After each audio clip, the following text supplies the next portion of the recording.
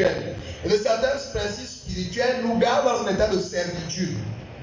Et c'est pourquoi il est très important que nous puissions, lorsque nous sommes dans la maison de Dieu, véritablement aller dans le détail, afin que nous tous nous soyons équipés. Amen. Amen. Un hôtel est un lieu physique ou spirituel. L'hôtel peut être un lieu physique, comme là. Ça c'est physique, on voit avec les yeux. Mais un hôtel peut également être un lieu spirituel, c'est-à-dire un lieu qui n'est pas physique. Mais c'est un hôtel d'adoration. Tout hôtel, d'abord, qu'il soit physique ou spirituel, est un lieu où l'homme vient. Les gens viennent adorer. Alléluia. Amen. Il est important de le comprendre. C'est un lieu où les gens viennent faire des sacrifices. Il n'y a pas d'hôtel où on ne vient pas faire des sacrifices. Ça n'existe pas. Que ce soit l'hôtel du camp de l'ennemi, du diable, que ce soit l'hôtel de Dieu, tout hôtel est un lieu qui a été bâti, construit pour recevoir non seulement l'adoration, pour recevoir des sacrifices. Alléluia. Amen. C'est un lieu de rencontre ou de rendez-vous avec une entité spirituelle. L'hôtel est un lieu de rencontre ou un lieu de rendez-vous avec une entité spirituelle. L'église, bien aimé, est un hôtel. L'église où nous sommes là est un hôtel. C'est un lieu de rencontre avec Dieu. Tu viens ici, ce n'est pas pour m'écouter, ce n'est pas pour écouter un homme, ce n'est pas pour rencontrer le pasteur, ce n'est pas pour rencontrer ta soeur en Christ ou ton frère en Christ, c'est parce que tu viens à la rencontre de Dieu. Donc si déjà tu viens ici à la rencontre, je dis que l'église est un hôtel.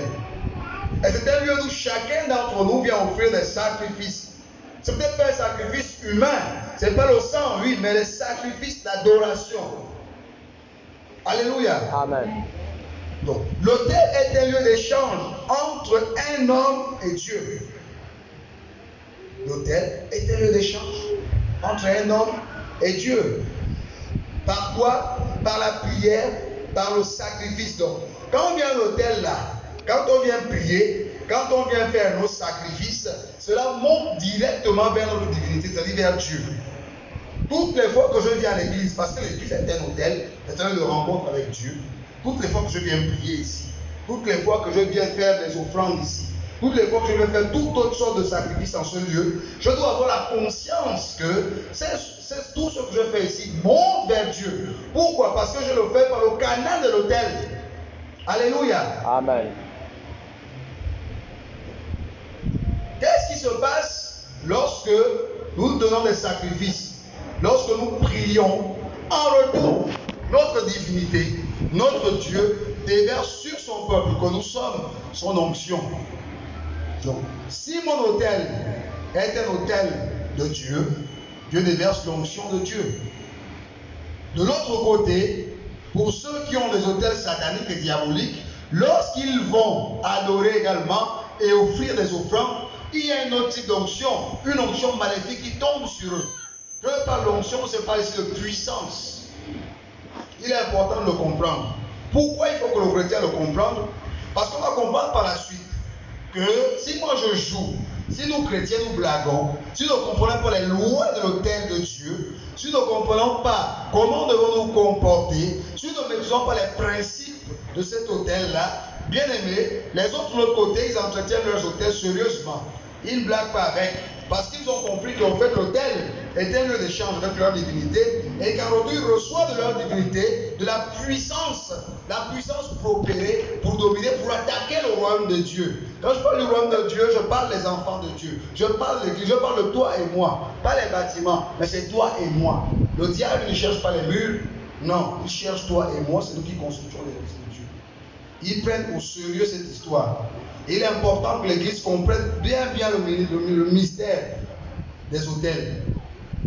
Parce que quand ils prient, quand ils donnent les offrandes, il y a en retour de leur divinité qui parle au canal de l'autel.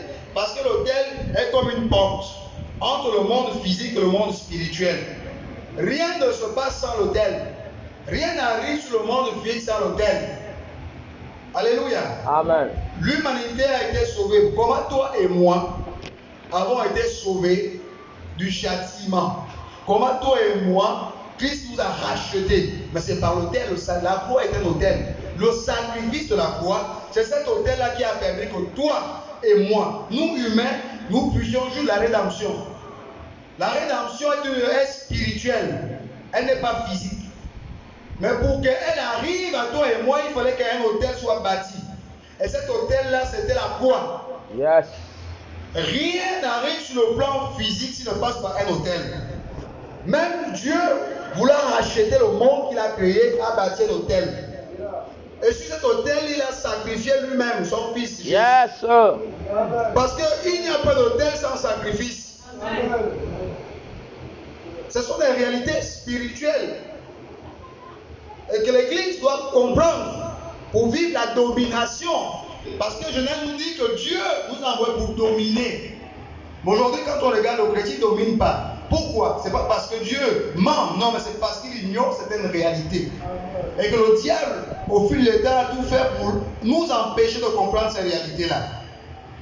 La guérison divine passe par l'autel de la croix.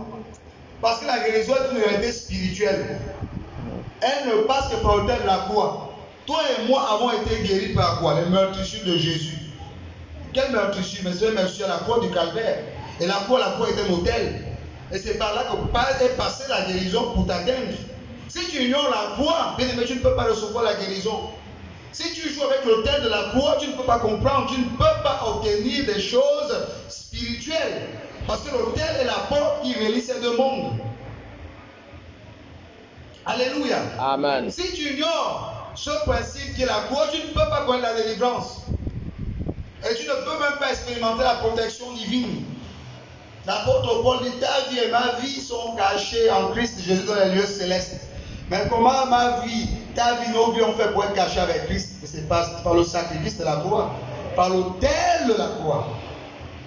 Alléluia. L'autel de la croix est l'autel suprême. Parce que les chrétiens, notre autel ici, c'est l'autel de la croix, qui est l'autel suprême. Et le sacrifice a été donné une fois pour toutes, il n'y a plus à donner le sang.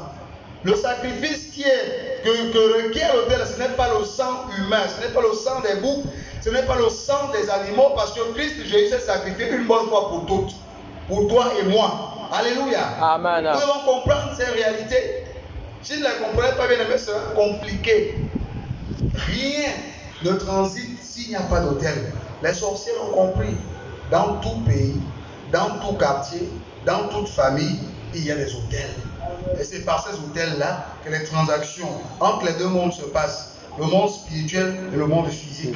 Lorsque les sorciers ou ceux qui sont dans des sectes pernicieuses comme la franc-maçonnerie, la rose-croix veulent obtenir des choses du monde de l'autre côté, de leur divinité, ils bâtissent des hôtels. Ils bâtissent. Pourquoi? Oui, il y a quelque chose. Alléluia. Amen. Donc nous devons comprendre qu'au fait, l'autel, il est important de saisir cela. Amen. Amen. Quand on regarde la vie d'Abraham, dans le texte que nous avons lu là, dans le livre de Genèse, chapitre 22, de versets 1 à 4, bien, on voit bien qu'ici, Abraham va bâtir un hôtel. Il bâtit un lieu physique. Il meurt. Mais tout hôtel doit être alimenté par un sacrifice. Yes. Abraham prend son fils, il dit voilà, je donne. On sait que tout ça, c'est l'image un peu de le sacrifice de Dieu le Père, le sacrifice de son fils Jésus-Christ à la croix. Mais là, il fallait quoi? Un sacrifice, c'est-à-dire quelque chose qui fait mal, quelque chose qui a un prix, quelque chose qui a un coût pour nous. Alléluia. Amen. Lorsque nous lisons la Bible dans le livre de Romains, chapitre 12, verset 1, l'apôtre Paul va dire ceci. Il dit, bien-aimés, je vous exhorte par les compassions de Christ à offrir vos corps comme des sacrifices vivants. Ce sera de votre part un culte agréable. Paul nous fait comprendre que nous qui sommes sur la nouvelle alliance, Dieu veut que nous offrons. Offrir quoi? Mon corps, ma vie. Comme quoi? Comme des sacrifices vivants. Yes. Chrétiens, chrétiennes, aujourd'hui, voulant jouir, ou encore si nous voulons voir la croix, ce qui a été accompli par Christ Jésus ce jour-là au calvaire, il y a plus de 2000 ans. Je veux parler de la guérison divine, je veux parler ici de la santé, je veux parler de la protection, je veux parler du salut, toutes ces choses qui ont été obtenues grâce à la croix par notre Seigneur Jésus. Mais la première chose est de d'abord souffrir. Tout chrétien ou chrétienne qui ne comprend pas que la marche chrétienne est d'abord une vie de sacrifice. Je dois pouvoir m'offrir. Qui dit un sacrifice vivant, ça dit quelqu'un qui oublie ses désirs. Quelqu'un qui n'est plus conduit par ses désirs. Quelqu'un qui renonce ce à quoi il était attaché. Quelqu'un qui va même accepter d'être injurié, insulté sans rendre. Parce qu'il n'est plus vivant. Il a décidé de s'abandonner complètement au Seigneur. Aussi longtemps qu'on est vivant, bien-aimés, nous ne pouvons pas expérimenter la puissance de la foi dans nos vies. Parce que nous ne sommes pas encore un sacrifice. Amen. Parce qu'il faut être mort. Il faut être un sacrifice. Et tu offert à la croix. Et c'est là où tu vis désormais la puissance de la croix. Parce qu'il fallait que Christ, Jésus lui-même, soit crucifié à la croix. Pourquoi? Pour que son nom soit élevé au-dessus. Yes, sir. Amen. Aussi longtemps qu'il était vivant, rien ne pouvait se passer. Aussi longtemps qu'il était vivant, rien ne pouvait se passer. La Bible nous dit que lorsque Christ expira, quelque chose s'est passé. Il y a comme des ténèbres qui ont couvert la terre. Et le voile, l'espèce de voile, l'espèce de couvercle, l'espèce de rideau qui séparait le lieu saint du lieu très saint a été déchiré en deux. Pourquoi? Il y a eu une puissance qui a été libérée. Une fois le Seigneur a rendu l'âme, la puissance de la croix s'est manifestée. Le saint des saints, le lieu très saint, qu'on appelle le saint des saints, le lieu saint, le voile qui les séparait a été divisé. De manière à ce que toi et moi, aujourd'hui, nous puissions avoir directement accès au Père. Donc, lorsque le chrétien comprend qu'il doit mourir et qu'il accepte de mourir dans la chair, il rentre dans un haut niveau d'intimité avec Dieu. Le haut niveau d'intimité, bien aimé, avec Dieu, c'est bien de prier, de jeûner, oui, mais il faut mourir dans la chair. Il faut accepter d'être parfois même injurié, calomnié. Il faut accepter de renoncer à certains plaisirs, désirs charnels. Il faut accepter de refuser, de renoncer à certains avantages à cause du Seigneur, à cause du royaume. Et c'est pourquoi l'apôtre Paul disait, c'est lorsque je suis faible que je suis fort. Parce qu'il disait, c'est quand je suis faible que j'expérimente comme ça la puissance de Dieu dans ma vie. Pour expérimenter un haut niveau de puissance de Dieu dans sa vie, il faut être faible. Faible, ça veut dire quoi ici? Il faut s'offrir comme un sacrifice vivant. C'est pourquoi il dit, je vous exhorte par les compassions de Christ à vous offrir comme un sacrifice vivant, saint et agréable à Dieu. Ce sera de votre part un culte raisonnable. Je dis que le sacrifice que Dieu agrée, c'est un sacrifice saint. Et c'est là où la puissance de Dieu se manifeste. Alléluia. Amen. Là, sur l'autel, on dit qu'Abraham mit le feu. Vous allez voir, lorsque l'autel était bâti, généralement, on amenait le sacrifice, il y avait le feu. Le feu, généralement ici, étant comme le symbole de la prière. Le feu étant généralement ici comme le symbole de la prière, bien aimé. Tout chrétien qui a décidé, de se sacrifier, de s'abandonner, de renoncer au péché, de renoncer au désir de la chair, d'accepter les injustices à cause du Seigneur, qui a décidé de marcher comme Jésus, comme nous dit Ésaïe 53, qui est parti, qu'on a amené, comme une brebis qu'on amène à la boucherie. Il n'a pas dit un mot. C'est-à-dire que là, Jésus est même l'image même du véritable sacrifice. Tout chrétien qui décide de suivre Jésus, de vivre comme Jésus, de marcher comme Jésus, et qui associe à cela la prière, une vie de prière constante, est un chrétien qui garde le feu allumé sur son autel. Parce que l'autel a besoin du feu. L'autel a besoin du feu. Il n'y a pas d'autel sans feu. Abraham avait su cela, il a amené du bois. Il a amené le feu. Il a allumé. Parce que l'autel ne doit pas rester sans le feu. Il doit avoir le feu. Un enfant de Dieu ne peut pas vivre sans prier. Ce n'est pas possible. Il n'y a pas de vie chrétienne sans prière. Il n'y a pas de couple sans communication, sans intimité. Notre intimité avec notre Dieu, la communion, c'est via la prière. Chaque jour, tu parles avec lui. Il est notre époux, nous sommes son épouse et nous dialoguons tout le temps, nous échangeons tout le temps. par le moyen de la prière. Comment notre époux qui a pour mission de prendre soin pour nous, de nous laver avec la parole, va prendre soin de nous si nous ne lui disons rien du tout. Imagine une femme qui est muette dans une maison qui ne parle jamais. Et le mari est là. Comment saura-t-il ses besoins? Dieu est omniscient, il sait tout, mais il veut que tu parles. Ne dis pas que Dieu sait tout. Je n'ai plus besoin de prier, jamais. Il veut que tu parles. Il veut que tu parles. Et quand tu parles, ça crée quoi? Ça crée une forme de chaleur. Dans la maison, quand les gens parlent, il y a la chaleur. C'est l'échange là, le feu, la prière, le jeûne. Ça permet de garder toujours la chaleur, le feu sur l'autel. Amen. Amen. On doit comprendre que parmi les lois de l'autel, la première loi est celle-là, et que tout chrétien doit comprendre. Il n'existe qu'un seul autel suprême, l'autel de l'agneau. On peut regarder dans Apocalypse chapitre 6, 9, nous aurons le temps de lire à la maison. L'apôtre Jean a eu la grâce d'être saisi en esprit.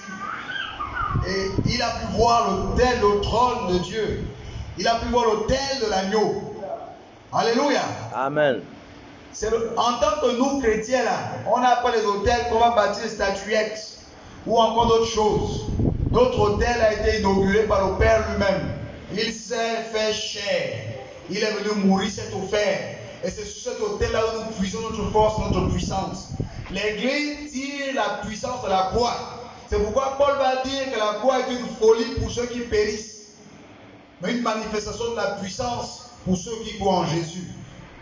Nous puisons notre force de la croix. La croix est une puissance. C'est pourquoi ici, comme première loi que le chrétien doit comprendre, nous avons un seul autel suprême qui domine tous les autres autels. C'est l'autel de l'agneau. C'est l'autel de l'agneau. Alléluia. Amen. Il est important de comprendre même que Dieu, le Tout-Puissant, c'est la deuxième loi, il gouverne l'univers à partir de son autel. Tout l'univers est gouverné à partir de l'autel de Dieu. Alléluia. Amen. Et il n'est pas possible dans ce monde de pouvoir opérer, de pouvoir exercer la domination si tu n'as pas, pour appui un autel. Ce n'est pas possible. Ce n'est pas possible. Parce que la connaissance de ces choses va permettre à toi et à moi de comprendre qu'on n'a pas le droit de s'amuser avec notre vie. Qu'à chaque fois que je vis dans le péché, moi-même j'ai affaibli l'autel de Dieu dans ma vie. À chaque fois que je donne l'époux à ma chair, à chaque fois que je manifeste la vie de la chair, à chaque fois que je décide de ne pas prier, de ne pas jeûner, de ne pas me priver, bien aimé, j'affaiblis moi-même l'impact que l'autel devrait avoir sur ma vie. Et c'est pareil pour un couple, c'est pareil pour l'église, c'est pareil pour un homme, c'est pareil pour une femme. Tout chrétien, même qui vit dans l'église tous les jours, mais qui vit une vie charnelle, qui n'a aucune vie de prière, qui ne prend pas la peine de se priver, même d'aliments et d'eau, qui n'offre pas à Dieu des offrandes, parce que là, on a vu qu'Abraham n'est pas les mains vides. L'autel est bâti pour qu'on puisse apporter les offrandes. J'ai dit tout à l'heure que l'église était l'autel. Voilà l'autel de Dieu. Tout chrétien qui ne comprend pas qu'il doit apporter ses offrandes, pas pour un homme, ce n'est pas pour le pasteur qu'on apporte les offrandes. Parce que l'église est l'autel de Dieu. Parce que si je crois que quand je viens ici avec les offrandes, c'est pour le pasteur, je n'ai rien compris. Si je crois que quand je viens ici, c'est pour donner ma dîme au pasteur, je n'ai rien compris. Et c'est pourquoi je ne vois rien dans ma vie. Parce que tout dépend de la foi. Si tu crois que c'est pour le pasteur, comment tu veux que ce soit l'autel de Dieu qui te récompense? Parce que tu crois que si je viens donner l'offrande, la dîme, c'est au pasteur que je viens donner. Et c'est pourquoi tu décides même de ne plus apporter tes offrandes. Parce que tu te dis en toi, mais c'est un homme que je viens donner. Bien aimé, ce soir, le Seigneur nous fait comprendre que l'église est l'autel de Dieu. Et quand j'amène, et tout autel doit être, on doit apporter les offrandes à l'autel. La dîme doit être apportée à l'autel. Il n'y a pas d'autel à la Bible qui a été bâti comme ça. Dans Genèse 8, lorsque Noé, après avoir été délivré du déluge, va comme ça bâtir un autel à Dieu, il va apporter des espèces, des oiseaux, toutes choses, des offrandes qu'il va mettre sur cet autel, qu'il va adresser à Dieu. La Bible dit que lorsqu'il va brûler cela va monter au ciel. Et cela va émettre une bonne odeur au Seigneur. Dieu va dire, oh, je regrette ce que j'ai fait. Et je ne ferai plus jamais cela sur la terre. Et vous avez vu comment l'autel amène Dieu à regretter et à prendre des résolutions sur l'homme. Quand l'autel est correctement entretenu, quand l'homme, les chrétiens comprennent le principe de l'autel, comprennent que l'autel, ils doivent d'abord eux-mêmes s'offrir comme sacrifice et qu'ils doivent apporter des offrandes, ils doivent apporter leurs dîmes, ils doivent faire des offrandes volontaires, pas pour un homme, pas pour une femme, mais pour le Seigneur. Bien aimé, quelque chose se passe. Noé avait compris cela. Noé pouvait prendre une pierre ou quelque chose de mettre et puis laisse comme ça. Il dit non, il faut apporter des offrandes. On regarde Caïn, on regarde Abel, qui leur a appris qu'il fallait apporter des choses à Dieu. Caïn est parti, dit voilà, j'apporte ceci, les fruits. L'autre a dit, je prends les meilleurs de mes troupeaux, parce que je ne pourrais pas aller comme ça devant mon Dieu. Il faut que je lui offre le meilleur. Bien aimé, ça fait partie des choses qui gardent l'autel. Ça fait partie des choses qui font en sorte que l'autel de Dieu, la croix, puisse comme ça avoir un impact particulier sur nos vies. C'est pourquoi on peut voir la différence souvent entre la vie des deux croyants. C'est pas que Dieu aime plus l'un et il n'aime pas l'autre, mais tout est en fonction de l'obéissance aux lois de l'autel. C'est ce qui détermine ainsi l'impact ou encore le niveau de surnaturel sur la vie d'un chrétien à un autre.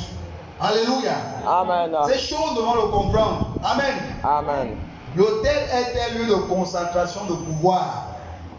Les hommes puissants de ce monde, les gens qui ont compris le mystère des autels. C'est pourquoi ils ne blaguent pas avec. Regardons nos frères anglophones. Vous croyez que c'est par hasard que ces personnes-là, quand on regarde les pasteurs, c'est un pasteur, que ce soit le pasteur David Oyedepo et beaucoup d'autres, mais on voit les offrandes qu'ils donnent à Dieu, on se pose des questions.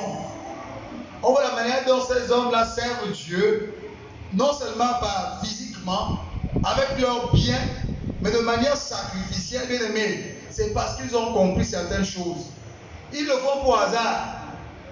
Ils ont compris certaines réalités. Et c'est pourquoi vous allez voir manifester un certain niveau de pouvoir ou encore certaines manifestations. Ce n'est pas de la magie, hein? Non, mais parce qu'ils ont compris certaines réalités. Parce que tout le pouvoir est sur l'autel. Tout le pouvoir est sur l'autel. Celui qui joue avec l'autel n'est pas expérimenté certain niveau de pouvoir. Mais celui qui a compris l'autel et qui entretient l'autel, c'est celui qui expérimente le pouvoir. Parce que tout est concentré là. C'est pourquoi ces hommes-là ne blaguent pas. Vous allez voir un ministre, il est là à l'église, il vient. Vous allez voir, il se lève un matin, il prend une voiture, il vient donner à l'église. Il sait que c'est pour le pasteur qui donne ça. Même s'il donne la clé au pasteur, mais il sait que c'est à Dieu qui l'a offert. Parce que le pasteur est un serviteur de Dieu. Amen. Le pasteur ne vient pas servir lui-même. Le pasteur ne sert pas, il sert Dieu. Il voit au travers du pasteur, il voit Dieu. Un fois dans les sagères qu'il a pris à la maison mère, un dimanche, lui-même il n'a pas de voiture. Il va prendre son argent un matin. Il va à la maison, il paye une voiture, il dit ça. Je donne à Dieu, il dit non, le pasteur éclaire les papiers. Je reçois au nom de Jésus. Alléluia. Amen.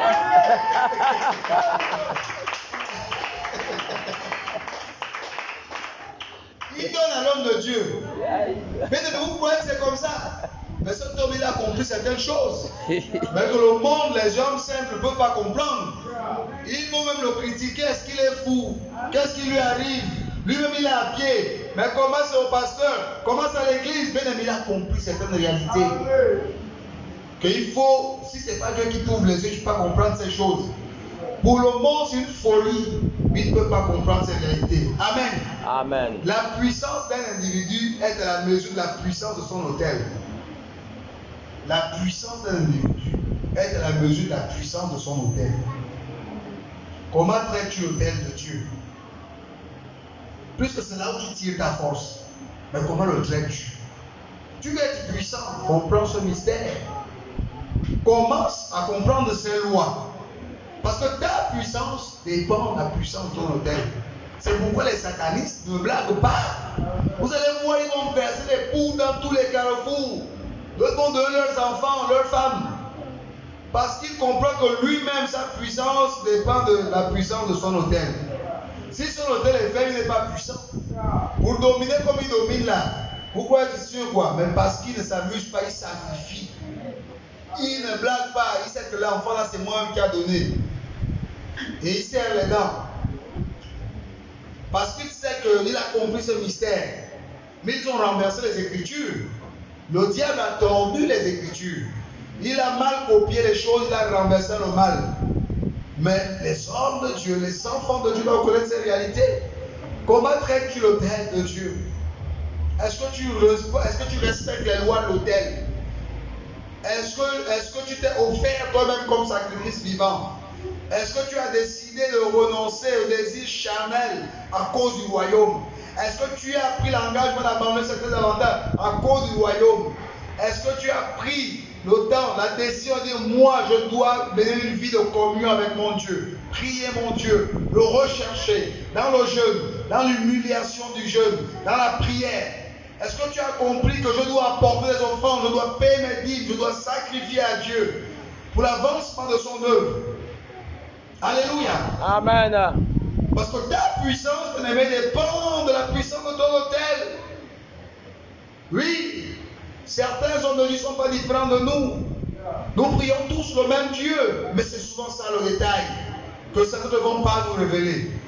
Et on dit prier, ce n'est pas tout qu'on donne.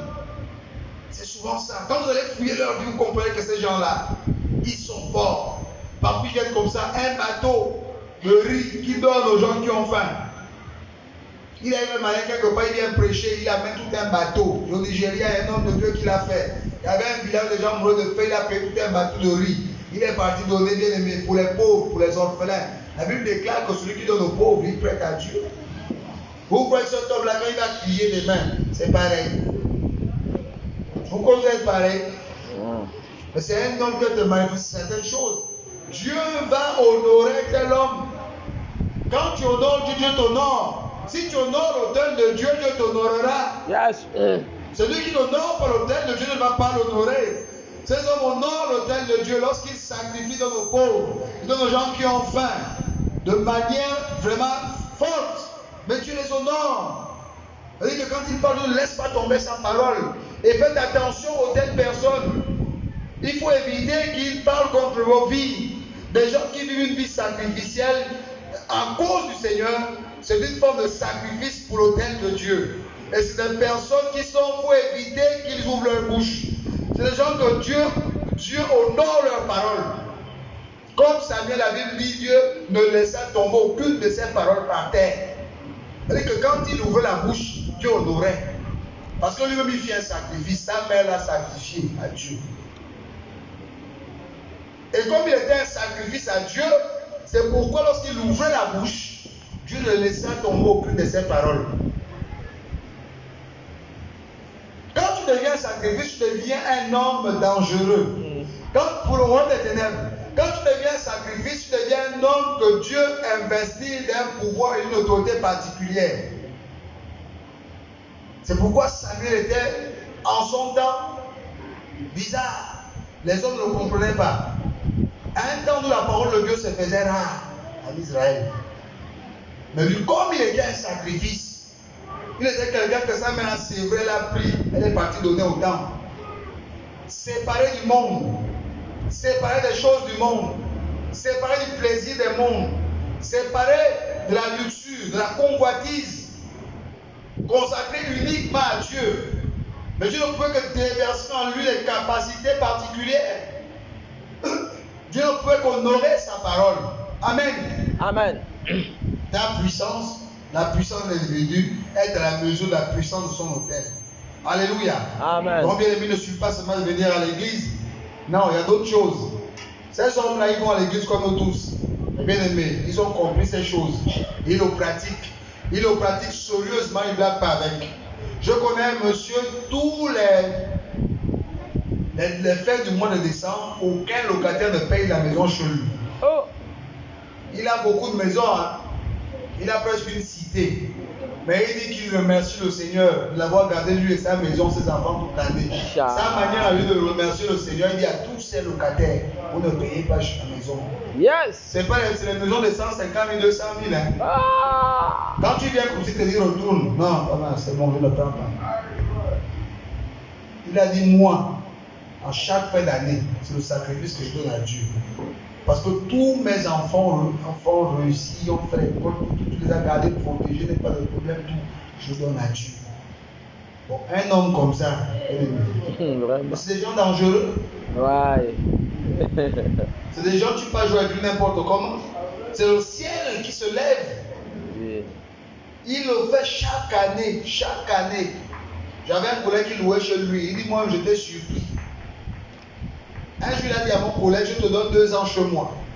Après, il faut que tu ailles construire ta maison. Hey. Parce que jeune comme tu es là, c'est pas normal que tu restes ici. Moi, je ne veux pas prendre ton argent. Vraiment. C'est pas que ton argent que je veux. Parce que je suis un père. Ça. Après 2 ans, tu quittes chez moi, il faut que tu sois construit chez toi. Il dit, vous voulez, non, chaque décembre, vous ne payez pas le loyer, tout le monde. Et l'homme a été comme ça. Et Dieu le bénissait d'une manière, le bénit toujours d'une manière particulière. Pas de maladie. Parce qu'un homme comme ça, Dieu ne peut pas accepter que la maladie rentre chez vous. C'est pas possible. Dieu ne peut pas accepter que je lui ai ses enfants. Non, quand il crie, son cri est particulier. Son cri pèse. Amen. Amen. Tu veux que ton cri pèse aussi, mais il faut faire les mêmes choses. C'est tout. Amen. Amen. Le sacrifice est la caractéristique principale de l'autel. Il n'y a pas d'autel sans sacrifice. C'est pas possible. Jean 3,16. Dieu a tant aimé le monde qu'il a donné son Fils unique, afin que quiconque croit en lui ne périsse point, mais qu'il ait la vie éternelle. Cette vie éternelle a un prix. C'est au prix de la vie de Jésus. La vie éternelle que toi et moi aujourd'hui, on dit voilà, je suis sauvé, j'irai au ciel. Voilà, c'est au prix de quelque chose. Il fallait mettre sur l'autel quelque chose. L'autel va rester vide. Dieu lui-même a pris son Fils, l'a mis sur l'autel. C'est fini. Là maintenant, c'est grâce à ça qu'on a la vie éternelle. Amen. Amen. L'autel de Dieu, il faut apporter. Ne laisse pas l'autel sans rien. Non, bien-aimé. Ne dis pas que je n'ai pas beaucoup. Non. 100 francs, quel que soit ce que tu as. D'abord ta vie, d'abord. Je ne parle pas d'avoir d'argent. Ta vie, les offrandes apportent dans la maison de Dieu. Ne le fais pas pour le pasteur, non. Apporte. Aide. Les gens, enfin, donne. Tu le fais à cause de Dieu. La maison de Dieu apporte. Un homme de Dieu disait toutes les fois qu'il y a un besoin concernant le royaume, j'ai compris que c'est une opportunité que Dieu m'offre de me bénir. Au fait, lui, c'est sa compréhension. Si on l'appelle à tout de suite là-bas, il y a un besoin. Dieu, il va courir. Il dit au Seigneur, merci. Merci Jésus parce que tu as répondu à ma prière. Il vient donner. Nous, on va voir sa visage que comment on m'appelle venir donner l'argent. Vous voyez comment le niveau de compréhension est différent. Nous sommes tous chrétiens. Mais je veux dire que comment l'église là, encore quel problème, encore me demander de venir encore de cotiser quoi là. Mais lui dit, oh Seigneur merci. Je vois que là c'est ma prière là maintenant que tu es en train de tu vas exaucer. Il court, il vient. C'est pourquoi Dieu visite ces gens les bénis d'une manière particulière. On a tous les mêmes têtes. Dieu les inspire. Dieu les donne les idées. Dieu les bénit. Parce que même quand vous lisez Malachie 3:10, je dis quoi? Mettez-moi ainsi à l'épreuve par les dîmes et les offrandes. Et vous verrez si je n'ouvre pas pour vous les écluses des cieux. Nous apportons les dîmes et les offrandes à l'autel de Dieu, à l'église, à la maison des trésors.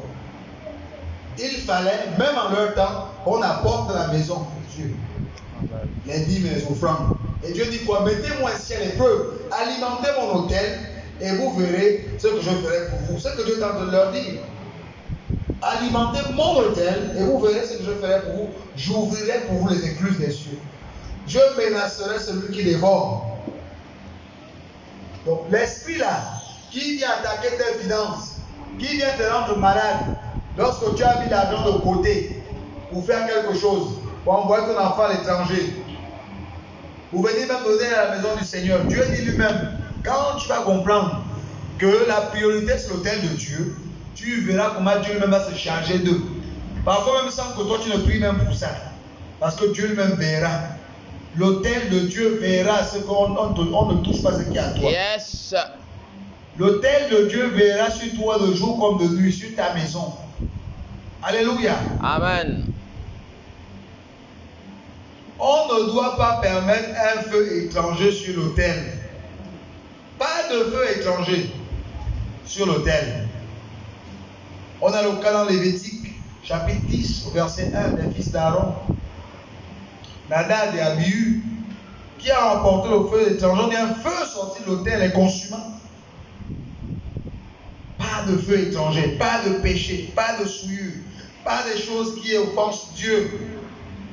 Tout chrétien qui recherche à ce que l'autel veille sur lui, veille sur sa maison, qui cherche à tirer de l'autel la puissance, l'onction de Dieu, doit veiller à ce que sa vie soit véritablement un réel sacrifice. Il doit veiller à cela. Tu ne peux pas venir à l'autel de Dieu étant souillé. Si je dis à l'autel de Dieu, je suis souillé à l'autel, bien-aimé, j'expose ma vie. Parce que la grâce est plus dangereuse que la loi. À l'époque, le feu sortait, maintenant on se dit on est sous la grâce, mais on peut faire comme on veut. Mais parfois, c'est des choses soudaines que tu ne comprends pas. Quelque chose se passe. Toi et moi, selon Apocalypse 1:5, Dieu a fait de nous un royaume de sacrificateurs. Pourquoi? Mais parce que notre service, c'est de servir à l'autel. Sous l'ancienne alliance, il n'y a que les sacrificateurs qui servaient à l'autel. Notre vie est étroitement liée à l'autel parce que nous sommes des sacrificateurs. Et en tant que sacrificateurs, on doit veiller à ce que lorsqu'on vient offrir, rendre notre service à l'autel, on n'apporte pas de feu étranger. De peur qu'on ne soit détruit. Bien-aimé, vivre une vie qui ne plaît pas à Dieu, qui ne glorifie pas Dieu dans la présence de Dieu, nous expose à la destruction. Alléluia. Amen. Et l'exemple de Abihu, Nadab et Abihu est un exemple réel de ce qui se passe sur le plan spirituel. Lorsque nous venons à la présence de Dieu, nous aussi apportons des feux étrangers. Lorsque nous venons avec des fétiches dans la présence de Dieu, on vient de la présence de Dieu, on a une corde attachée au rein. Tu viens de la présence de Dieu, tu as un bracelet. Tu viens de la présence de Dieu, tu as des choses dans ton sac qui ne glorifient pas le Seigneur. Tu viens de la présence de Dieu, tu es en train de faire des choses, des incantations. Pendant que les autres prient normalement, toi tu incantes. C'est les feux étrangers qui sont apportés. Mais sache que le feu de l'autel te détruira. Parce que dans l'autel, il y a un feu. C'est ce feu qui sortit et qui a consumé Abihu, Abinadab.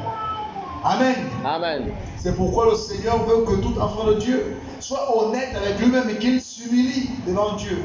Qu'il demande pardon. Parce que dans l'autel, il y a un feu. Il y a un feu qui est là, bien-aimé. Même si le pasteur ne te voit pas, je ne te vois pas, la soeur ne te voit pas. Un jour, un feu sortira de l'autel et te consumera si tu ne te repens pas. Parce que c'est là, Dieu est omniscient, il voit tout. Tu as dit le pasteur ne me voit pas, le frère ne me voit pas, la soeur ne me voit pas. Oh, personne ne me voit. Assurément, il n'y a pas de prophète dans cette église. Mais le prophète des prophètes, c'est Jésus. Yes, bien. Tous les dons sont de lui. Évangéliste, prophétique, tous c'est Jésus. Donc Jésus te voit. Et de son autel, un feu sortira et te consumera. Alléluia. Amen. Et ce qui a été écrit dans le livre de Lévitique, la 10, mais c'est pour notre instruction. Oui, attention avec l'église. Attention avec l'autel de Dieu. Amen. Amen. Donc c'était en quelques mots pour nous faire comprendre ces choses bien aimées. Il y a une autre loi que je voudrais partager. C'est la loi. La destinée se transforme et se façonne à l'autel. La destinée se façonne et se transforme à l'autel. C'est sur l'autel.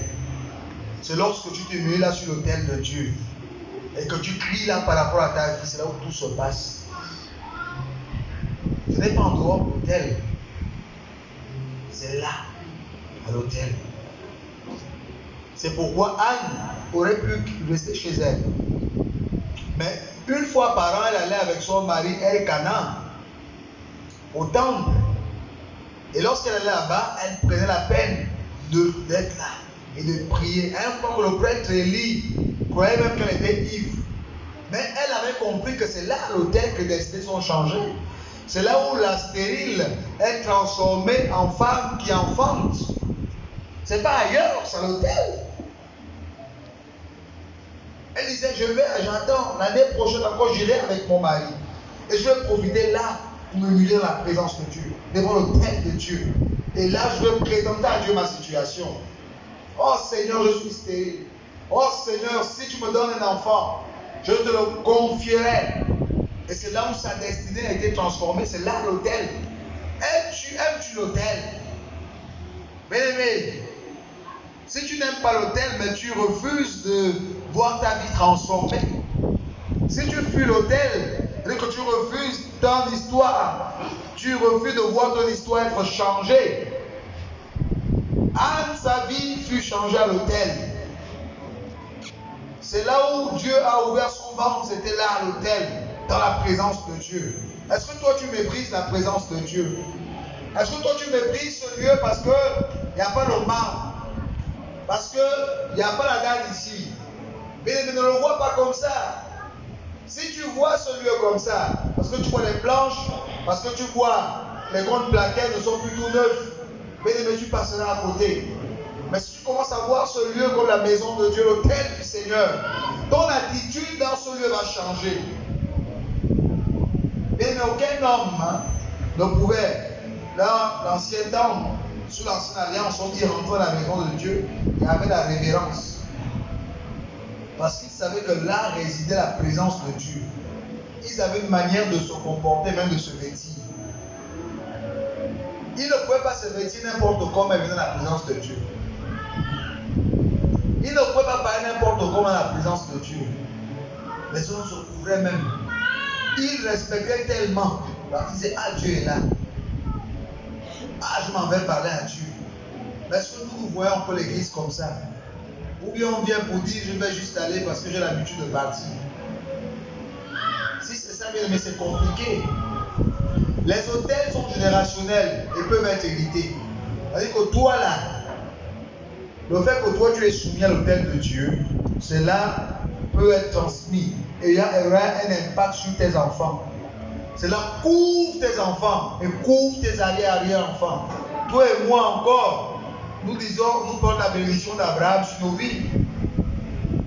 Mais Abraham, Dieu, à cause du fait que sur l'autel ce jour-là, il a voulu prendre son fils et donner à Dieu. Dieu s'est levé et dit à Abraham, je donnerai à ta postérité la porte de ses ennemis. Dieu a dit, ils seront bénis à aller, ils seront bénis au départ. À cause de quoi Abraham a honoré l'autel de Dieu. Il a pris l'engagement, il était prêt à donner la chose la plus chère de sa vie, son fils. Et c'est pourquoi ses descendants, après lui, ont continué à jouir de l'alliance de l'autel d'Abraham. On continue à jouir de l'alliance qu'Abraham a tissée avec Dieu. Ils continuent à vivre cela. Les Juifs, ceux qui ont été dans le monde entier, ce sont les plus intelligents, ce sont les plus riches. Tous les grands militaires, les fuseuses de Juifs. Parfois, ils ne prient même pas à cause de l'autel de quelqu'un. À cause de l'alliance de quelqu'un. Et comme ils portent le sang, ça parle en leur faveur. Quand ils touchent quelque chose, quand ils font quelque chose, l'alliance parle. Aujourd'hui, nous, par adoption, nous sommes descendants d'Abraham à cause de Jésus-Christ. Et nous réclamons la bénédiction d'Abraham. Pourquoi? À cause de ces choses.